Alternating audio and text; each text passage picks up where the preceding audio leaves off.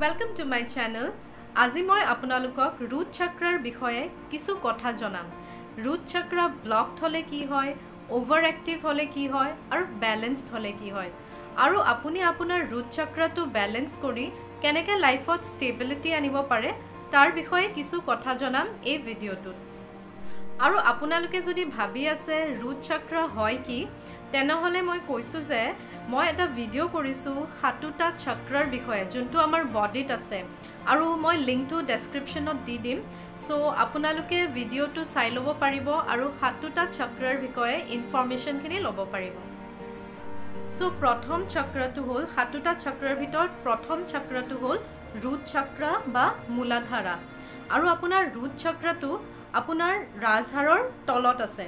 আৰু যোনটো colour related আছে root chakra-ৰ লগত হেতু হ'ল red আৰু যোনটো এলিমেন্ট ৰিলেটেড আছে root chakra-ৰ লগত হেয়া হ'ল earth মাটি যাক কমে আৰু এতিয়া মই আপোনালোকক root chakra-ৰ বিষয়ে মানে যি ফিচাৰ্স বা ক্যাৰেক্টাৰিষ্টিক ৰিলেটেড আছে হেতুৰ বিষয়ে কিছু কৈ আছো। root chakra আপোনাৰ হাতুটা চক্ৰৰ ভিতৰত মই ভাবো যে one of the most important chakra because আমাৰ লাইফৰ লগত জড়িত হৈ আছে root chakra-টো আৰু আপোনাৰ root chakra-তে কুণ্ডলিনী থাকে মানে ৰেষ্ট লৈ থাকে। সো কুণ্ডলিনীৰ বিষয়ে মই বেলেগ এটা ভিডিওত কম। সো এতিয়া জাস্ট কৈছো যে কুণ্ডলিনী ৰেষ্ট লৈ থাকে আপোনাৰ root chakra-ত আৰু root chakra যদি আপোনাৰ ভাল থাকে বা ব্যালেন্স থাকে তেনেহলে আপোনাৰ লাইফত ফাইনান্সিয়াল ষ্টেবিলিটি থাকে, লাইফটো ষ্টেবল হয়, ভাল জব থাকিব, বিজনেছত ভাল হ'ব আৰু মানে এটা ষ্টেবল লাইফ হ'ব আৰু যদি পুৰা ব্যালেন্স থাকে আপুনি কেতিয়াবা লটাৰীও জিকিব পাৰে। So basically stability of life যোনটো কয় চিন্তা কম, শান্তি, পিসফুল হে গুটেখিনি পাব যদি আপোনাৰ root chakra-টো ব্যালেন্সড আছে। root chakra over active হলেও বহুত বেয়া। যদি over active হয় আপুনি বহুত greedy হ'ব, over materialistic, over ambitious মানে যিকোনো materialistic বস্তুৰ প্ৰতি আপোনাৰ লোভটো বহুত বেছি থাকিব যোনটো বহুত বেয়া হয়। সো হেতু হয় যেতিয়া আপোনাৰ root chakra-টো over active থাকে। সো আপোনাক কৈছো ব্যালেন্সড হলে কি হয়, over active হলে কি হয়। এতিয়া মেইন প্ৰবলেম যোনটো ব্লক থাকে তেতিয়া কি হ'ব। সো যদি আপোনাৰ root chakra blocked আছে তেনেহলে লাইফটো বহুত আনষ্টেবল হ'ব, ফাইনান্সিয়াল ষ্টেবিলিটি নাথাকিব, হয়তো আপোনাৰ ভাল জব নাই বা বিজনেস বেয়া চলি আছে আৰু আপোনাৰ বেসিক্যালি লাইফটো টেনশনত যাব, অনাপৰত চিন্তা ভাবনা, আপুনি ভয়ত থাকিব, মানে লাইফটো কমপ্লিটলি আনষ্টেবল আৰু যাৰ root chakra-টো উইক থাকে হেনেকুৱা মানুহ লাইফৰ লগত ডিসকানেক্টেড হৈ থাকে, তেওঁলোক নিজৰ দুনিয়াতে মানে পুৰা থাকে আৰু মানে লাইফত কি হৈ আছে হেতুৰ লগত মানে ৰিলেট কৰিব নোৱাৰে। সো হেকেটা ক্যাৰেক্টাৰিষ্টিক্স হ'ল যদি আপোনাৰ root chakra-টো আনব্যালেন্সড বা ব্লকড হৈ আছে। root chakra blocked থাকিলে কিছুমান হেলথ ইস্যুজও হ'ব পাৰে যোনটো আপোনাৰ ৰাজহাড় বা ভৰি তাৰ লগত ৰিলেটেড যেনেকে পাইলছ হ'ব পাৰে বা পিঠিৰ বিষ, তাৰপিছত ভৰিৰ বিষ, হেবোৰ প্ৰবলেমছ বা ডিজিজেস যোনবোৰ আছে হেবোৰ ৰাজহাড় আৰু ভৰিৰ লগত যোনবোৰ ৰিলেটেড ডিজিজ আছে হেবোৰ আপোনাৰ হ'ব যদি আপোনাৰ root chakra-টো বহুত উইক আছে। এতিয়া এটো বহুত ইম্পৰ্টেন্ট যে আপুনি আপোনাৰ root chakra-টো ব্যালেন্স কৰক আৰু বা ক্লিন কৰক। যদি আনব্যালেন্সড হয় কালাৰটো ৰেড হৈ নাথাকে সো আপোনাৰ root chakra-টো যেতে ৰেড কালাৰৰ থাকে সো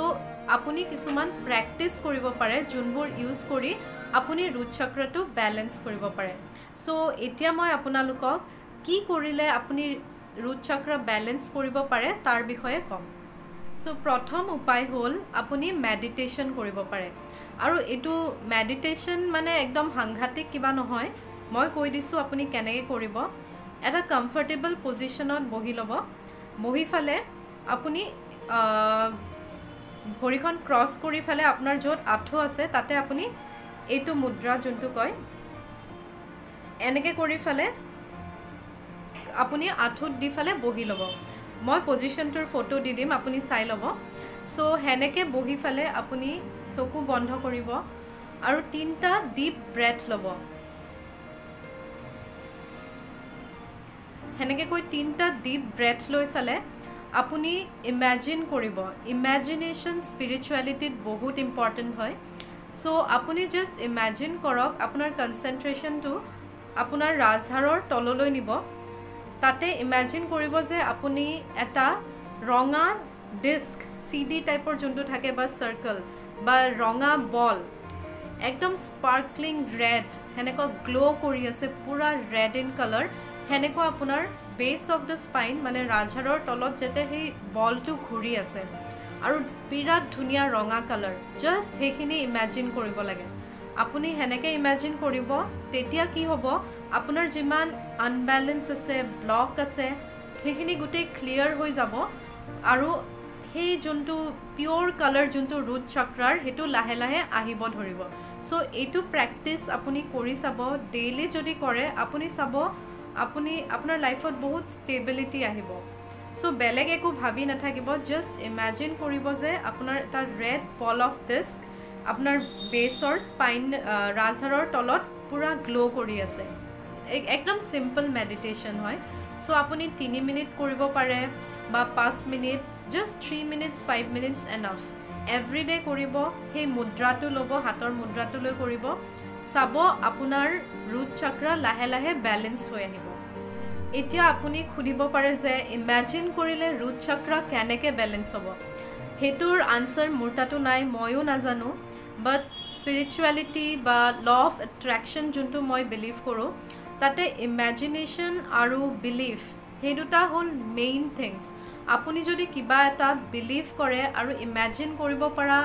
সেই ক্যাপাসিটিটো আনে মই ভাবো যে ইয়াত মানে পৃথিৱীত একো নাই যোনটো আপুনি পাব নোৱাৰে বিলিভ আৰু ইমেজিনেশ্যন হেতু কেনেকৈ কাম কৰে even I don't know but it works that I know second টিপটো হল আপুনি যোগা কৰিব পাৰে যোগা পোজ যোনটো কৰিলে ৰুট চক্ৰ ব্যালেন্সড হয় হেতু হল ট্ৰি পোজ এই পোজটো যদি আপুনি ডেইলি কৰে তেনহলে আপোনাৰ লাইফত বহুত ষ্টেবিলিটি আহিব আৰু এটো বহুত ইজি স্টেপ হয় ইজি পোজ হয় সকলোৱে কৰিব পাৰে আপোনাৰ বডিৰ ব্যালেন্সও ভাল হ'ব যোগা কৰাও হল আৰু ৰুট চক্ৰটো ব্যালেন্সড হ'ব থাৰ্ড টিপটো হল যেহেতু মই কৈছো যে ৰুট চক্ৰ ৰিলেটেড আছে মাটি বা আৰ্থৰ লগত সো আপুনি নিজকে আৰ্থৰ লগত কানেকশন কৰিব লাগিব